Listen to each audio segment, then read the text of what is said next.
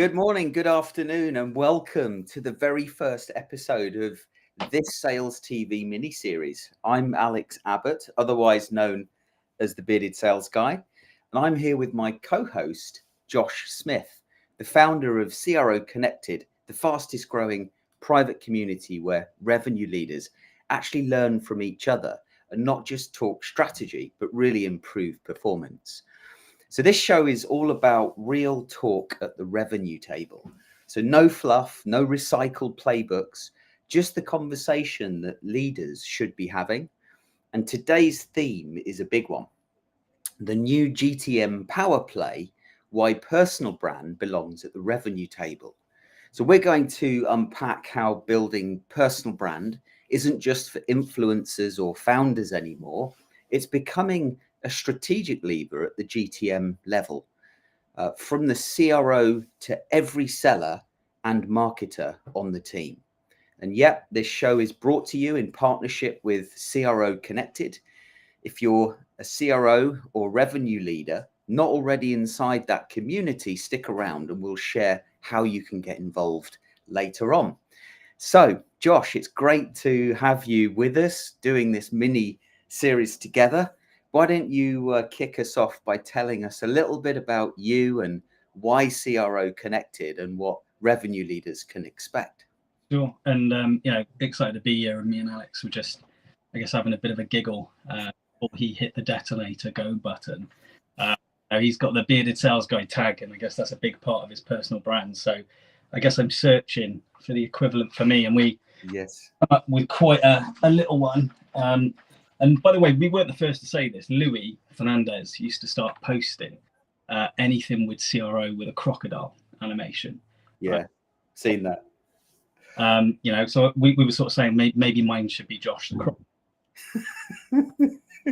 I barely own any normal human footwear. I basically live in Crocs. So okay. That seems incredibly fitting. I think you'll certainly be remembered for that one. Obviously. Fun, to be honest. Yeah, Croc being an abbreviation for CRO Connected. Yeah. Great. Yeah, great play on words. But yeah, as for CRO, I think you did a better job than me, to be honest, of telling the world there what we do. I guess just to give a backstory of why we existed in the first place. I was a struggling go-to-market leader in a Series A startup out in Berlin, in an industry that was just wildly foreign to me. It was in the gaming space. Got the job by luck, in truth, deeply underqualified to do it. Sold to the founder and CEO in a prior life. Got offered the gig. Went out there and really had a baptism by fire. Investor-backed business. Had never done any of the stuff, around reporting, managed the sales team, marketing team, CS team. Again, first time, for all of them things. So I was just kind of like looking around to say, whose history is my future? There has to be a place where I can go and learn from the cuts and bruises of others. So every day I come home from work, it doesn't look like I've, walked through a kind of field of cactuses. And shock horror back then, nothing existed. What started as a bit of a beer and pizza club with a few industry folks in Berlin, eventually scaled into what we've got now, which is just a really grown up in-person environment for go-to-market leaders in any conceivable industry to come and learn, from other people, so hopefully they don't have to go and get their legs blown off the same way that others already have. Yeah. I think that's great. There's certainly, to me, feels like there's a gap there that needs filling. And I love having been to one of the summits. Firstly, they're a great experience for revenue leaders, but I think it's is it Tamra that said it's all about iron sharpening iron, and that's really stuck with me. Yeah. I think we could have a Tamra quote book. He's done quite a few of these really cool things, and I think it was 2 or 3 summits ago we actually printed a couple of them on the floor. But yeah, I mean, iron sharpens iron is probably my favorite. Yeah. Good. So let's kick things off then. One of the first questions that we've talked about sort of asking ourselves is, why does personal brand even matter to CROs and revenue teams today? And I think you made a really good point Yeah, I think like yeah, like my observation at least is like what personal brand is and isn't is really unclear. You know, when we talk about personal brand, in the most cases, people kind of jump straight to tactic. So like LinkedIn, right? My personal brand is me posting on LinkedIn. Right? Yeah. Not personal brand. You know, and I think there's like a couple of definitions that I've seen in the world that I think are really good. Like a really simple one, a guy called Alex Hormozy who, you know, operates in a different kind of realm to my CRO audience. At least he's a CEO of a VC company now, but you know, started his kind of career in the gym business, really successful. His portfolio companies do about 200 million in revenue, and like one of his definitions was like personal brand is simply what you're willing to associate with. That's really, really smart and simple. He's got a great way of just operationalizing difficult or complex things. Yeah. Like what he sort of said was, in the easiest way to start a personal brand is to just work out what you don't want to associate, right? Because again, it's really difficult to know what to start. But I think like my personal definition of what is a personal brand, I think it's like, what do people think and feel about you when you're not in the room? Yeah. My one line definition. And I think that like again, the process can be built the same in terms of like operationalizing it how Alex does. But I think that we can, yeah, we can focus too much on the tactics. I think if we just start from a place of like, what do I want people to think and feel about me? That's a good start. And you could also say that's just reputation. Yeah. It's just an old-fashioned way of saying reputation, but I think that's one and the same, right? Like personal brand is just your reputation to your dream audience. Yeah. Yeah. I mean, you're the expert, so I'm curious.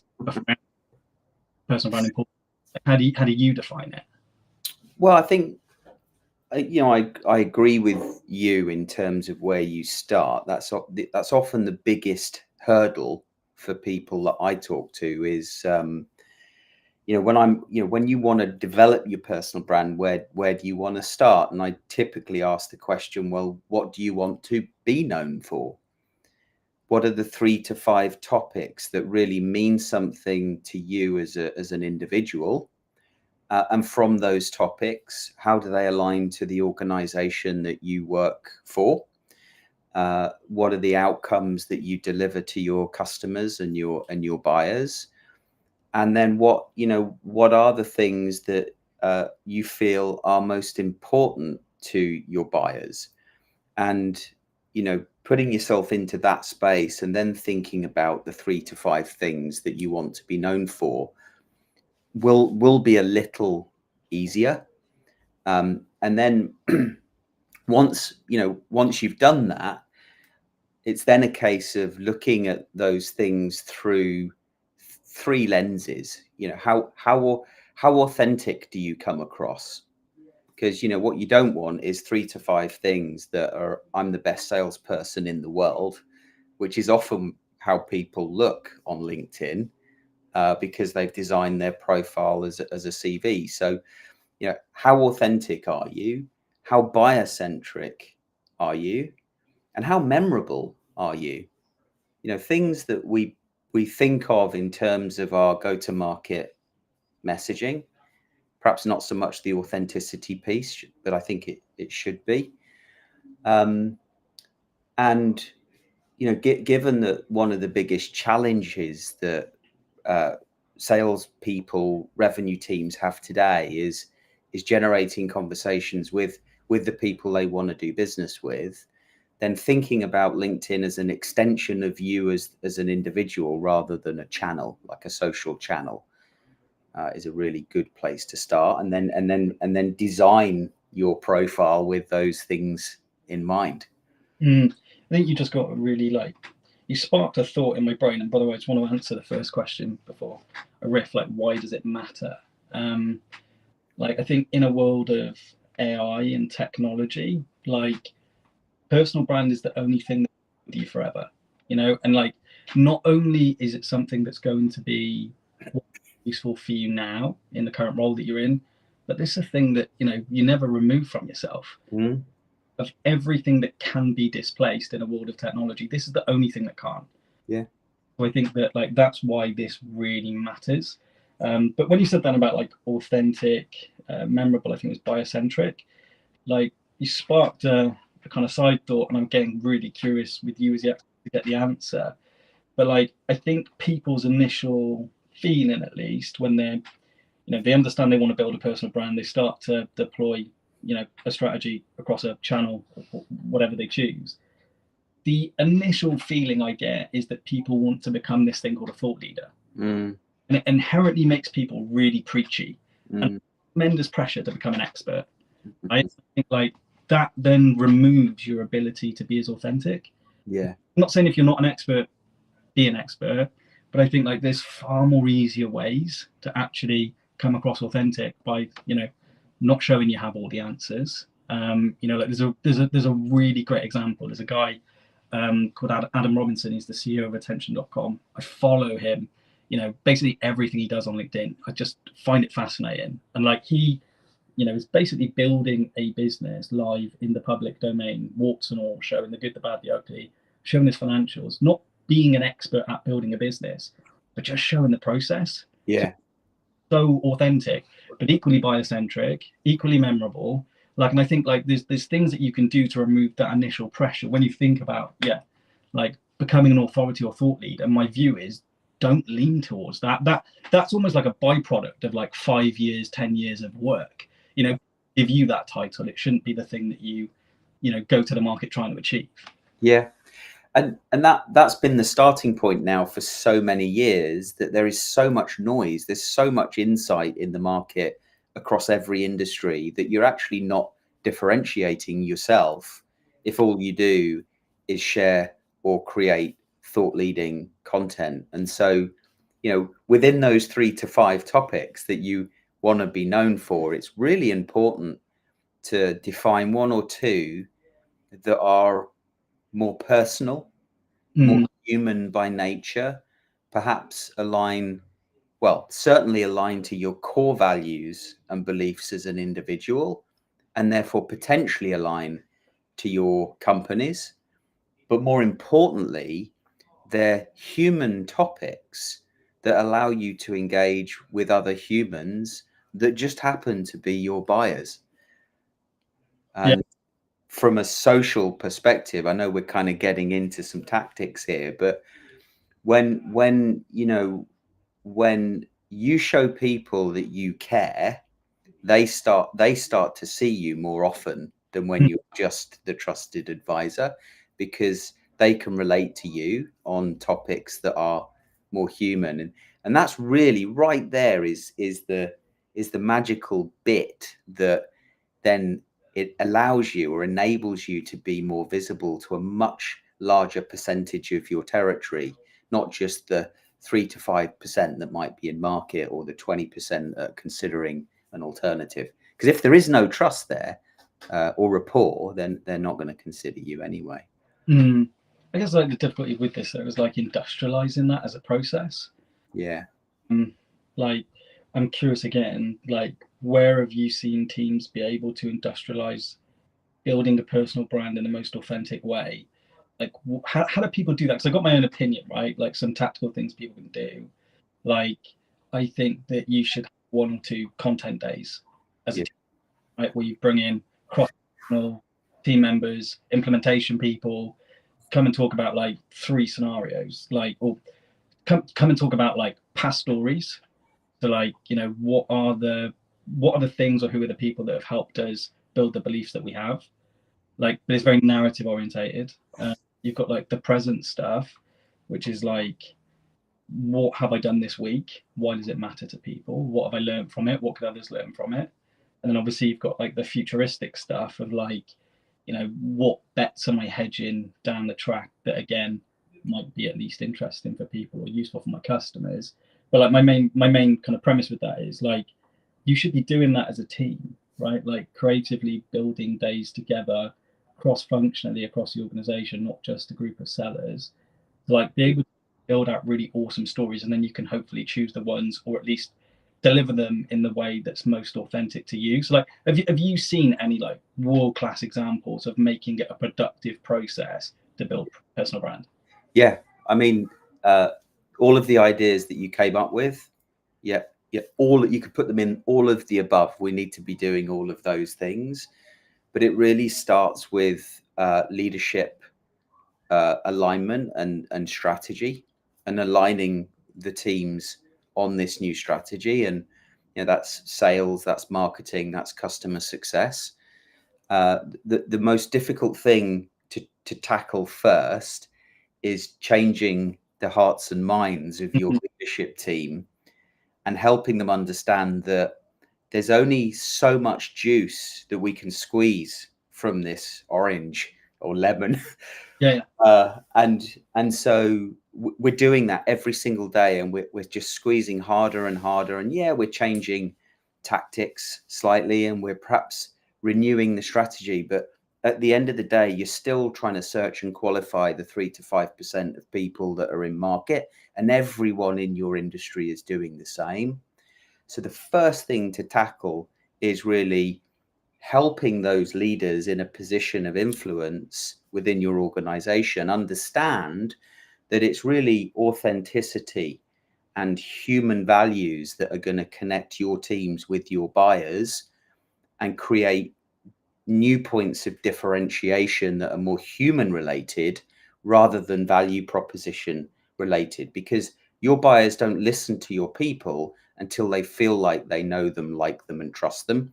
So accepting that a change needs to happen, and then think about the alignment and how we empower those teams across the operating model to then be more authentic, develop their personal brands, activate and grow their network with purpose with those people that they want to do business with, and start to create content, the ideas you were coming up with, start to create content that makes them sound a little different, not just the trusted advisor that they've always tried to be, but the human being that is worth having a genuine conversation with, because they seem like a nice person, and they don't look like or sound like a sales guy that's going to treat me like a bone, a dog with a bone, and never let go.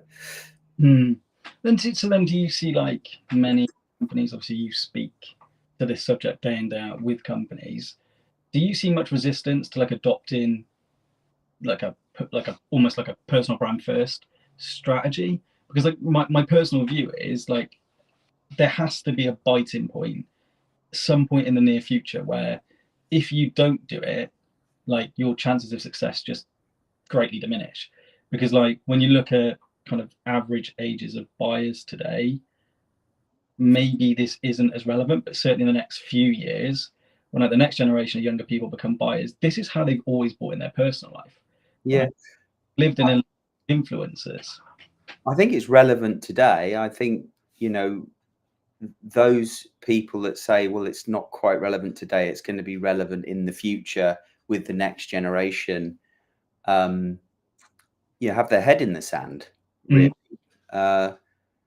If we just think about how you and I got to know each other, it was through a mutual friend of ours, Mark Sabatini.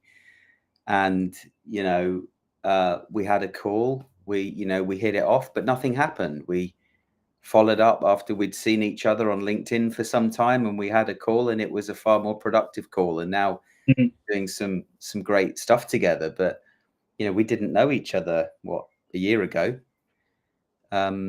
So I think, maybe it's because you and I are both Welsh. That was the reason. It was a discovery for me. But, we had that conversation and we started building rapport. And I think that's what it's all about. For most people, sellers forget the importance of building rapport. Telling the success story as soon as I can tell the success story, as opposed to, hey, let's get to know each other. Yeah. Do you also see then some like generational and cultural with building a personal brand? And I say that because like maybe this is just a stupid generalization, right? But like in the UK, I think we've generally been raised to fit in more than fit out.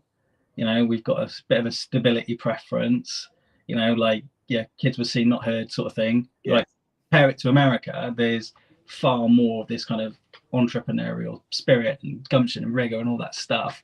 Like, so do you see like it being harder to do at scale if you're based in a certain place because of the cultural norms you would have potentially developed? And if so, how do you out-train that?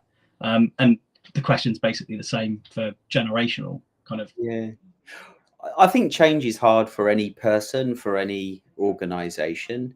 And you probably know just as well as I, having led teams that span multiple continents and countries, there's always that pushback, that regional pushback. Oh, that won't work here. As we know, that's kind of human resistance, really.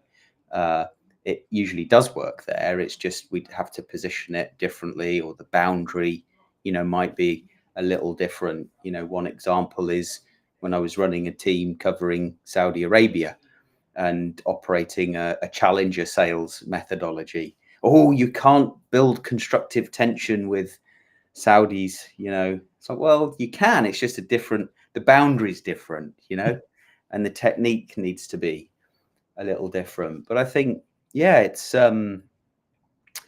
culturally, it's difficult to change. But if I think about the different teams that might resist, marketing versus sales is desperate to try anything to generate new conversations, new leads.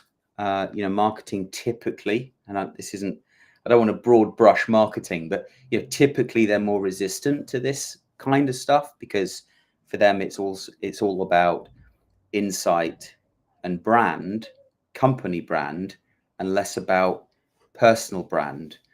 And I have spoken to some marketers that get it, and one even cancelled, kind of literally stopped their email marketing program because it was delivering nothing.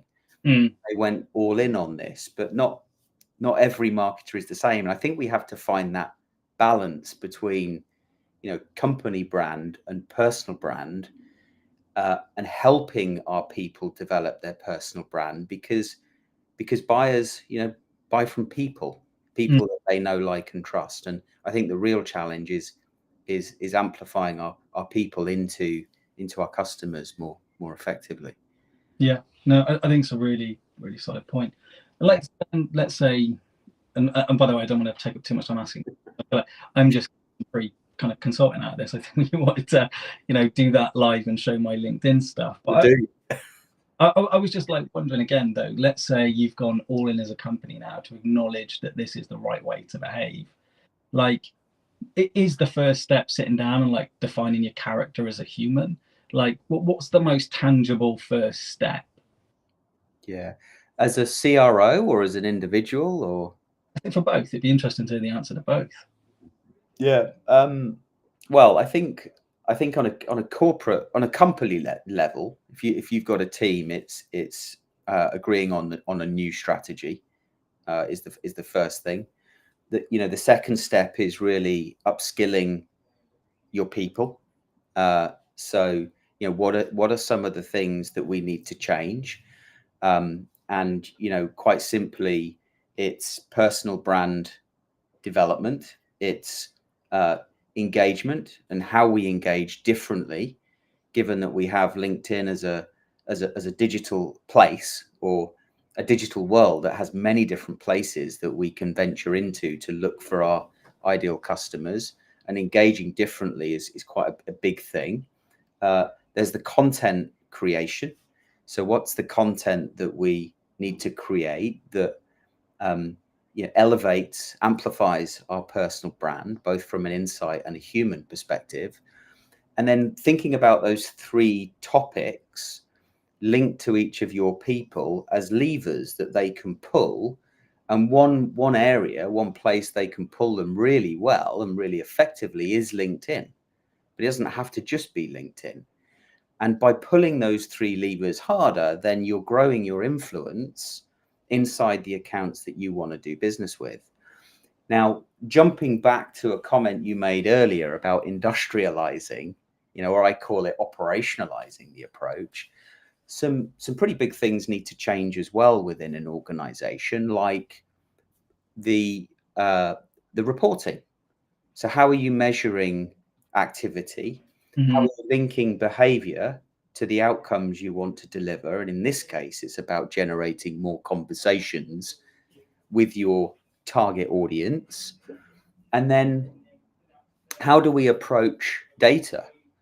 And LinkedIn is incredibly powerful when we start to look at our territories through the lens of those stakeholders that we want to engage with, how active they are or not on LinkedIn. Because there's no point taking a social first approach with people that simply aren't active on LinkedIn.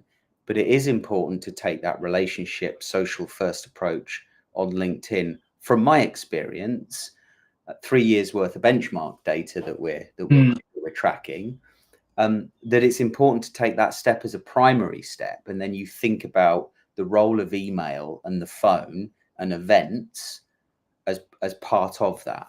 Yeah, that makes a ton of sense. Like, it's not kind of silo dependence on one thing, it's the culmination of everything that makes the machine work. But like, one of the things there as well you said about like the measurement, my gut feel, zero evidence, again, kind of asking you as the sage on the subject. Yeah.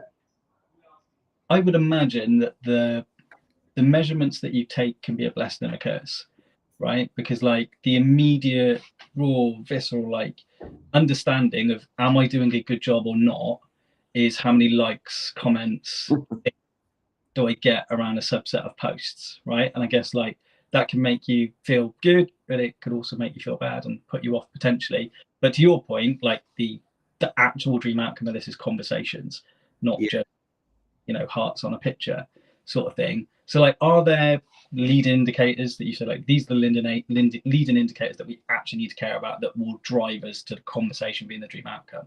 Yeah, great question. So firstly, we need to think about the territory and how we are prioritizing our time with our territory.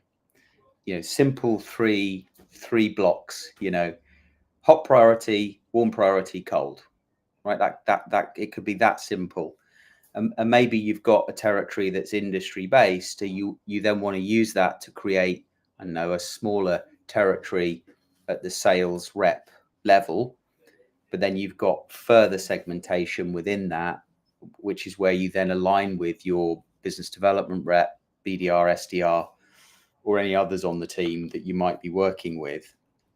When you've got that focus, you can then deploy your strategy, your social first strategy, with a greater sense of purpose, because then it boils down to really, three things: connecting, commenting, and content creation. But in terms of that measurement piece, because you're now connecting, commenting, and creating content that is specific to your ideal customers, and then based on your level of priority, you're never just creating content for the sake of creating content because it's aligned to your personal brand. You're creating content because it not only aligns to your personal brand, but it's specific to moving the ball forward within a conversation that you're having right now, or to unstick a segment of your pipeline that might be stuck, for example. So you're then more motivated to do that stuff. Then if you're measuring network growth, relevant network growth, am I connecting? Am I growing my network with the people that I want to do business inside the companies that I want to do business on a daily basis? Because if you're not, then you should be. The next one is content creation. So am I creating content frequently enough to be visible in my new connections timeline on a weekly basis? Because I want them to see me popping up in a credible, human, and authentic way. And then am I commenting? I call it social networking, but in the world of LinkedIn, it's commenting. Now that I've got 10, 20, 50, 80% of the people that I want to do business with as part of my network, or certainly the accounts those accounts, because you can't always connect with the primary stakeholders, but I've got a high percentage of my network and now people I want to do business with. They're going to be seeing me more often in a credible way. And so why don't I insert myself into social networking conversations in the same way as if they're in a room at an event? And I just go searching for those rooms. And those rooms might be around topics or a certain post. It might be specifically engaging in a conversation that I can see the stakeholder is having on one of their own posts or a colleague's post. And by dropping into those conversations in a credible, authentic manner, you're just building rapport, like drops, little drops, every other day, every week. So when you then ask for that meeting, they're more likely to say yes. It's fascinating. Like, I was just kind of like trying to write down all the things you said there, and like my kind of general conception with building a personal brand is it's almost like a kind of inbound strategy in a way. Like, you're trying to bring conversation to you. But what I just heard there was actually probably 80% of building a personal brand is outbound, and like probably 20% is kind of to drive inbound. Although it's kind of outbound to build inbound. I get it, but like most of the stuff that you're actually doing is going out to the market, commenting, connecting, all this stuff, and then the kind of content is the bit that hopefully brings the inbound component. Yeah. It's what I love about this is it's both. Yeah. It's almost like this continuous circle of outbound to create inbound, outbound, inbound. And then the beautiful thing about it is in the middle, you've probably heard this term nearbound. Yeah. Yeah. So you've heard this term nearbound. So doing business with the people that know you, like you, and trust you the most. You're creating your nearbound for yourself as a result of following this approach consistently. Because like you and I didn't know each other a year ago, I feel like we've got a really good relationship now and could almost call ourselves friends. And that's the power of, LinkedIn and doing what we do and using social media in a way that's sort of more effective and not just a channel. Then can I just ask one more question then before we, I guess, the exterior will dissect my LinkedIn profile, which I'm fine with, by the way. Are there, just on a really tactical level, any formats that you think are wildly underutilized that just present massive opportunity? Because, like, for example, I see like vlogs, like traditional vlogs that you would consider only appropriate for YouTube, being like a superpower on LinkedIn if you can produce them the right way. Like, but do you see other things as just way more effective and kind of easier barrier to entry? I mean, there are no silver bullets. There is no easy button with this. I think, it's a bit like investing, it's consistency that really, or saving. It's a bit like consistency really matters. I often hear, well, how the algorithm is affecting, the number of impressions I'm getting. Well, look, let me tell you one thing. You cannot control the algorithm and you'll never understand it because LinkedIn changes it. So just think about the things that you can do as an individual. And when you learn these new skills and you deploy those skills with a much greater sense of purpose consistently, that's when you'll start to see the results. Yeah. No, I mean, I don't doubt for a second that that's the right answer. I guess just with all these things, like, you can look at social media, LinkedIn included within that, as like a construct to say, like, there are scientific ways to try and generate virality. And like, you could build a strategy based on just optimizing for kind of slam dunks and home runs versus consistency and discipline. But I guess like the Mavericks are going to scout them paths to market out, and for the rest of people, it is just about a consistent, disciplined game of doing the right things over and over again for a long time. And we can, now that we dissect your profile, we can touch on some of those little tactics, those little things that you can be doing. The lack of consistency for the last six to 8 haven't posted. Hey Josh, there's no judgment here. It's just simple observations. I encourage you to make some changes, though. Yeah, good.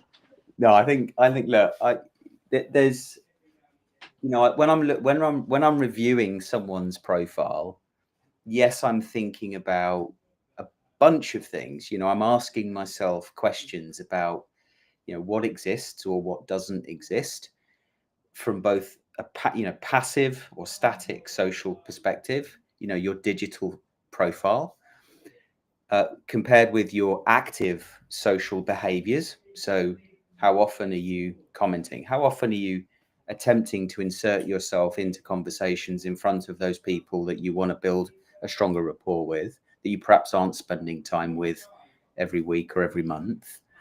What content, you know, could you be creating, and does that content appear to align with exactly what, you know, what you're doing? Um, and then look at it through the three lenses we spoke about earlier: authenticity, biocentricity, and how memorable that you are, because those are the things that we see from the benchmark study that really matter.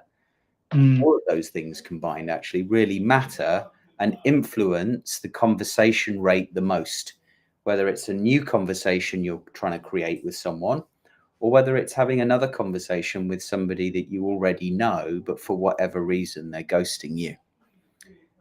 And this applies to customers as well. So account managers and customer success teams who, you know, they might have a great relationship with someone within their customer account, but the executive keeps failing to show for the QBRs or the monthly meeting. So how can you build a rapport with those harder to reach stakeholders that otherwise don't give you the time of day? Well, they're on social, and 84% of executives use social media to influence B2B purchase decisions. So anyway, that with that in mind, I love the banner. It's very human, very authentic. It's promoting what you do, but you've got people in it, which is what people want to see. Yeah. When it's too corporate, it can turn people off. Or if you're just using a standard LinkedIn image, you're not really achieving any one of those three things: improving how memorable you are, how authentic you might be, or how biocentric you are. Great photo, very clear. We can see it's you. Me 10 years younger, though. Hey, maybe update it with a picture of your Crocs in there. You've got your name clearly displayed. Yes, it's amazing the number of people that will have an abbreviation in there or something different.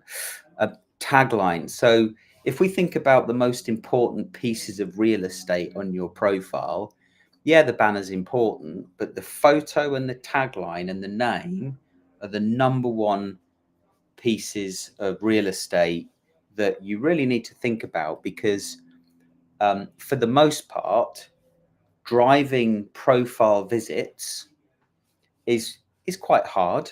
Relevant profile visits, it's quite hard. The thing that the thing that encourages people to visit your profile, yes, it's content, yes, it's commenting. The two most valuable activities you can do to drive relevant profile visits. But the first thing people look at before they visit is they see your photo, they see your name, and they see your tagline. So it's really important that you've got a clear photo that resembles you.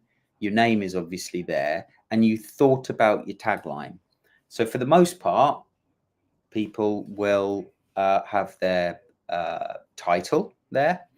They might have the outcome that they deliver to customers, because 10 years ago, we were all told that that was the thing that we should have there in our tagline. But they're the things that really turn people off. Because, oh, it's a sales executive. Not gonna look at them because they might sell to me. And so really thinking about the tagline as something that's quirky, that can stand out, that will pique someone's curiosity to take a closer look at your profile, because that's really what you want. Because once they look at your profile, if you've then done all of the work on your profile, you're increasing the chances of them seeing you in the light that you want to see them. Yeah.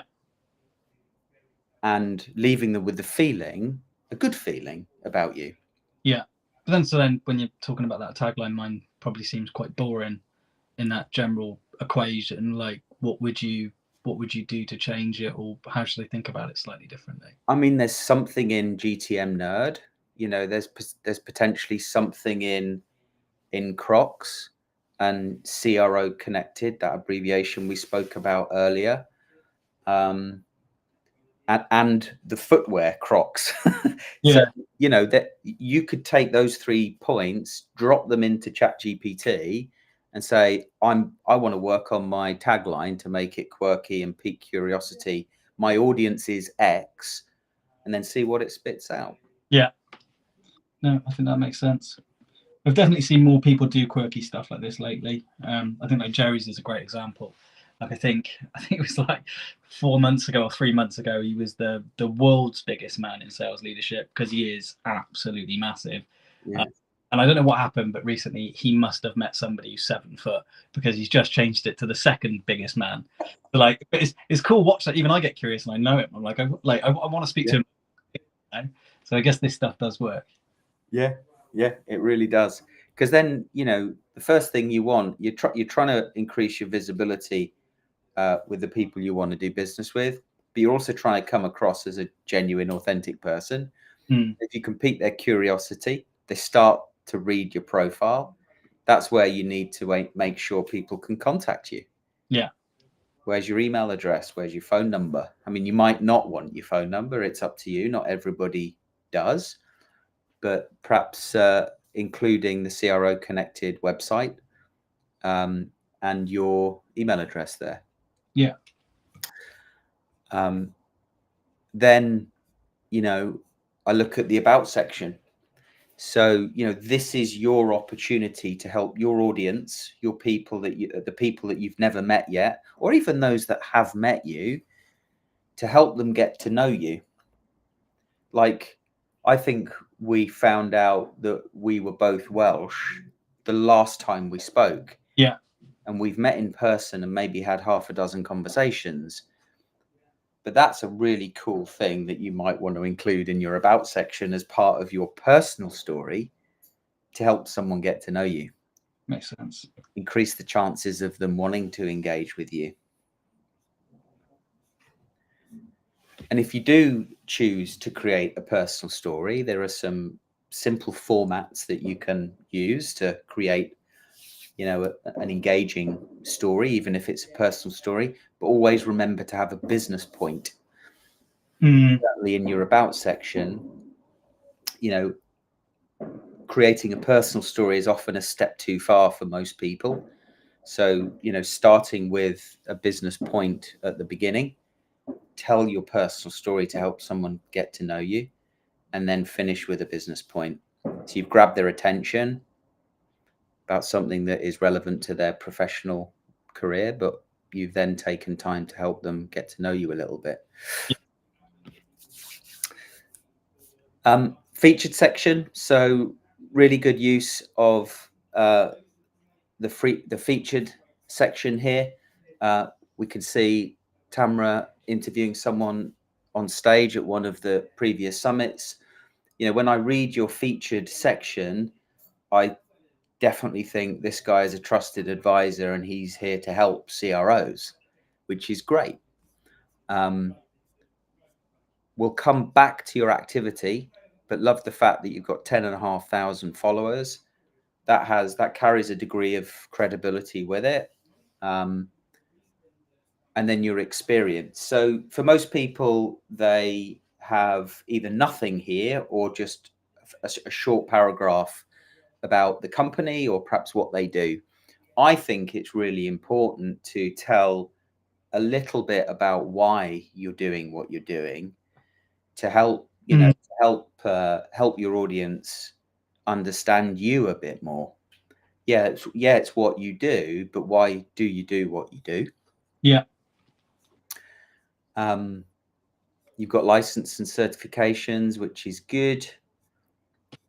Skills, great that you've got leadership and operations management as the top 2. You can reorder your skills if there are two that are more relevant for people to see. But then you've got 38 skills here, so there's a risk that you come across as a generalist. Mm-hmm. So think about, you know, cleaning up the skills. They're probably organically landed there over the years.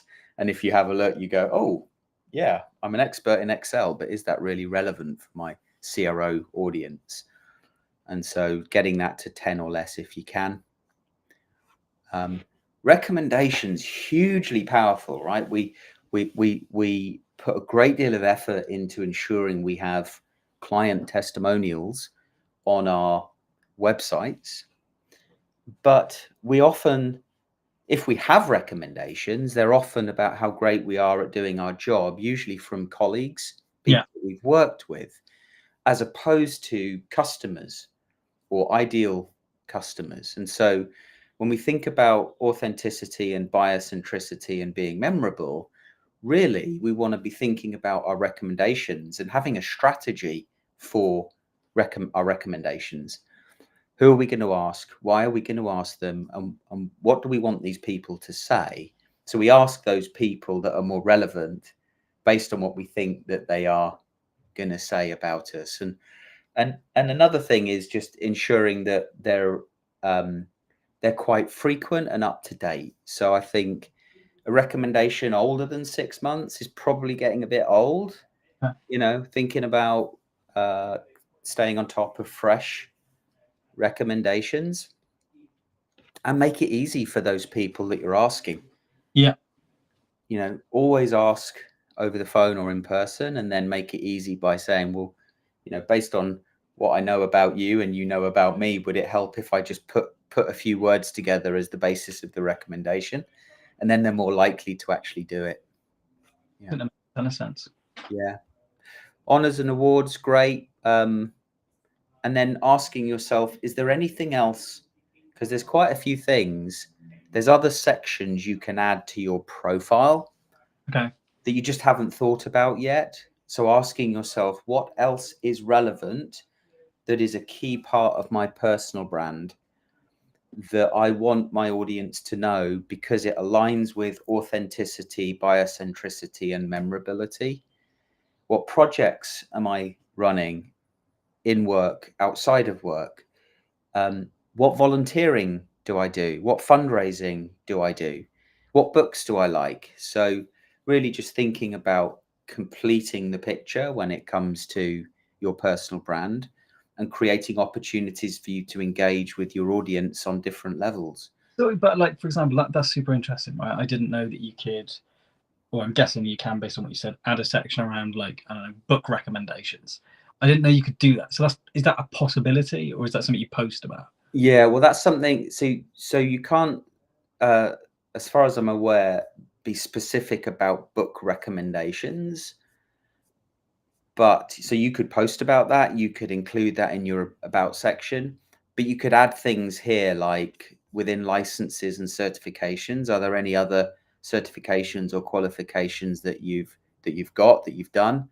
So I was doing some mentoring here for an organization called She Loves Data, helping to empower women leaders in data projects. So you can add additional projects that you might be doing. So I'm a huge fan of nutrition and brain health. So I've added that transformational leadership and social selling, and you can also add the people that are involved in that project with you. Volunteering. So these things I think just you know help. Courses, honors, awards, organizations that you might be part of that are, you know, relevant. You know, I've added CRO Connected here. But yeah, if you look at the top here, add profile section, you can then across these 3 areas add additional sections that might be relevant. And often they're forgotten or just not used. Makes sense. I think, like, for me, honestly, the most important bit I've taken out of all of that, though, is the, like, why do I do what I do? You know, like, I think that's so interesting because, like, from everything I've always kind of done on LinkedIn, it's always like, we help X do X, you know, like Yeah.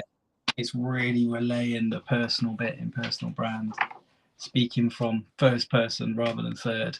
Yeah. Like, about it, I think that's a really interesting shift in terms of like how I at least present the kind of shop window of my LinkedIn profile. Yeah. And we've not even got to the kind of the active part yet in terms of what you're posting and what you're commenting. And I'm conscious of time, so we can wrap things up if you like. But before we do, within this activity section, this basically records your activity on LinkedIn. Mm-hmm. So what are you posting? What comments are you making? What videos are you creating? What images, articles, and events are you part of? And for me, it rounds off your, like additional variety of content as part of your personal brand, which is really important. Yeah. This is really where you're starting to engage. This is really where the outbound is happening, because if you're connecting with people that you want to do business with, and hopefully you've got like a large percentage of these 10,000 followers are CROs, your ideal audience, what content are you creating and how often? So 3 to 6 posts a week is optimal, which is often very difficult for people to do. And so ensuring that within those 3 to 5, that at least 1 or 2 are human. Love the fact that most of yours are human. There's you with Ginny. There's a video there. I think you were in a member's office. Yeah. Love that. So I would say just, if you can do more of that, and I know, you've been distracted for personal reasons, but thinking about, well, what are the 1 to 2 posts that I can be doing weekly, and then how do I build from there? Comments.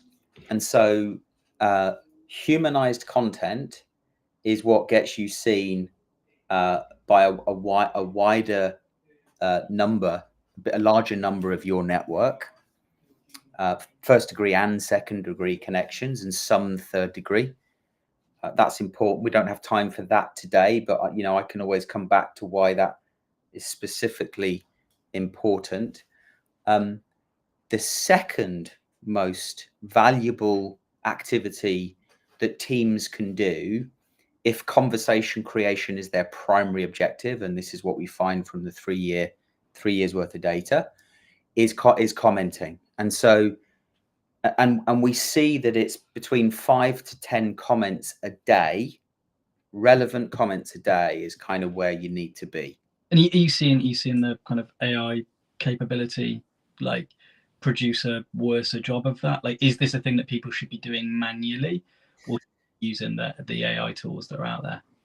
So from experience, I think the AI tools, they serve a purpose. These AI tools that are sort of embedded in LinkedIn that offer up a comment whilst you're surfing LinkedIn, I think good if you want to get some volume up. Personally, I don't use them anymore. I've tried them. Yeah.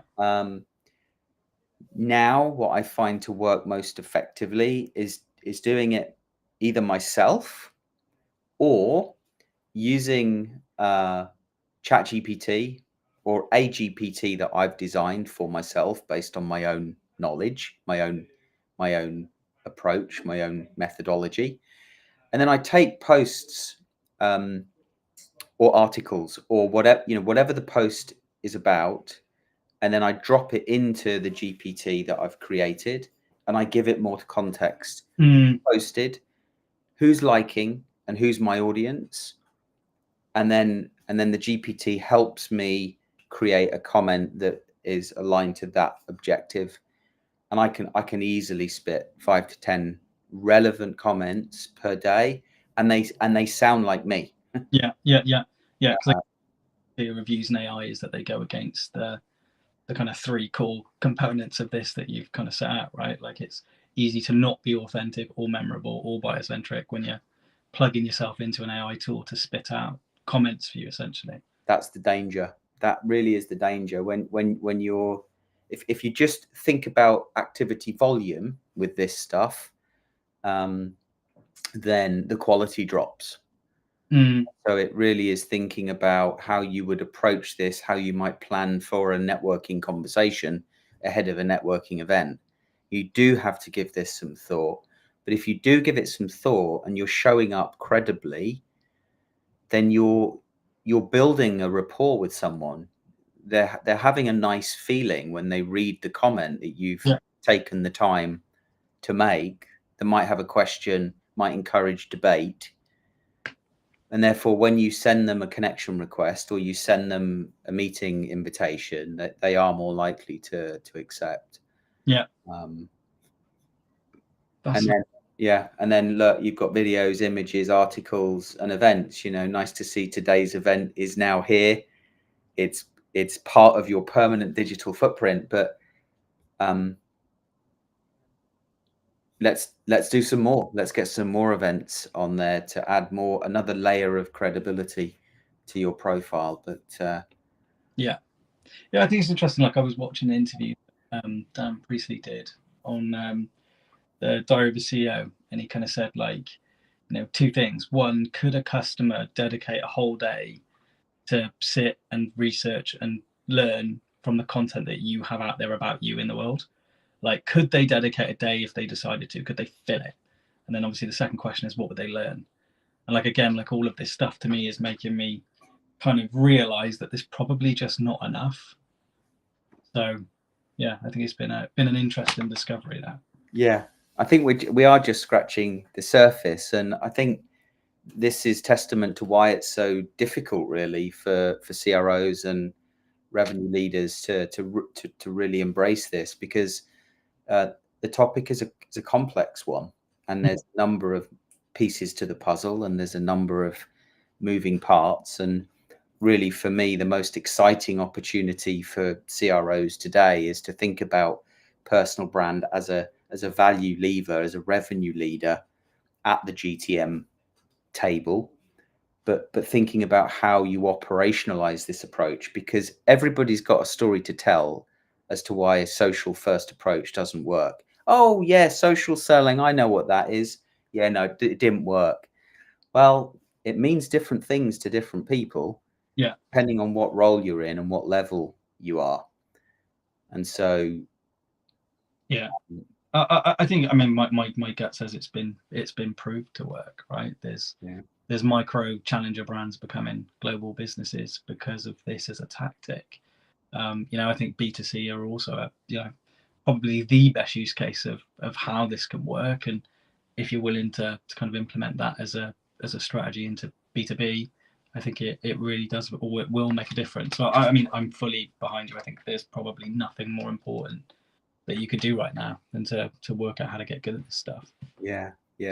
And shameless plug, but I'm building an app to help organizations operationalize this approach, initially with an assessment based on 3 years worth of benchmark data to benchmark teams, but then use that to provide tailored learning and a series of AI driven recommendations to help each individual get to the next level aligned to their objectives, which start with a conversation. Nothing really happens without a conversation in terms of pipeline and revenue. So with that, we have a funky QR code to share, don't we? Well, hopefully people are here to watch it, because I feel like we've gone to church quite a bit there on right? We did, but do you want me to say a few words about this, or do you? Coming from a customer, isn't it? I didn't hear you. Say again. It's always better coming from a customer, I think. Yeah, indeed. So look, for anyone that is interested in CRO Connected, revenue leaders that are keen to sharpen their iron, then click on this QR code and find out more about how you can get involved. You know, I'm certainly a huge advocate, and I find the community to be really quite authentic and genuine with people that actually care about, you know, changes that they need to make to improve performance, and incredibly trustworthy as well. You know, just having very open conversations in a great setting. Yeah. I felt very comfortable being part of the first summit a little while back. I think it's a good point to just quickly build on. Like, I think most go-to-market leaders feel isolated. There's few places for you to go internally to ask for help because of the fear of kind of being seen swimming with your pants down. I think like what we're trying to provide is that safe place, right, where we're all willing to be a bit vulnerable at times, you know, and get help, but also give it back too. So I think it's a really good point. Like, this is a safe place for grown-up people to come and talk about the things that matter to them, and equally, you know, how they can help others. Yeah, indeed. Good stuff. So, as I mentioned at the beginning, this is the first of a mini series. I think we originally planned to do 30 minutes, maybe extend to 45, but we've gone on a little longer. I had too much coffee this morning. What shall we talk about the next topic? I don't know if we've confirmed it fully, but the direction in which we want to go. I think so, and it'd be good to get people's input too, right? Like, I think it's always better to be steered by the listeners. I think like we've talked about a couple, haven't we? We've talked about the kind of well-being component within sales, which you're particularly passionate about, and I think that's an interesting one. We've flirted with some stuff around AI for the future, but yeah, I think it would be more useful for us to get kicked onto the right road, essentially, by people. Like, what do you want to hear about that either isn't already talked about in go to market, or where we could potentially help fill some color either ourselves or with some guests, essentially from the group. Yeah. So next one, I think we're looking at beginning of June, maybe doing this monthly. So as Josh said, we have a couple of topics we're lining up, but we want to validate that with you guys. If you've got ideas, or there are any topics in particular that you want to address, or you want to come on and talk about, then let us know. Super duper. Cool. All right. With that, have a great rest of the week. Have a great weekend.